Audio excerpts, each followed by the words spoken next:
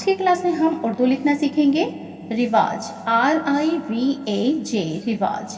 RI है तो हम लिखेंगे रे, रे के नीचे जेर देंगे, वाव, वाव के साथ अलीफ देंगे और ये जीम हमें लिखना है।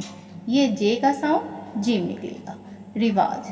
अब यहाँ पे है रुख, RUKH, KH का साउंड निकलेगा ख, यानी कि उर्दू में इसे खे कहेंगे। तो ये RUKH, तो हम रे के ऊपर हम पेश देंगे और ये खे, रुख।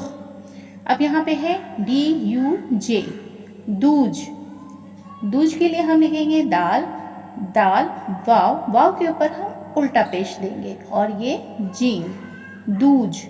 अब ये है रूह, RUH, रूह, तो हम लिखेंगे रे, वाव, वाव के ऊपर हम उल्टा पेश देंगे और ये है रूह।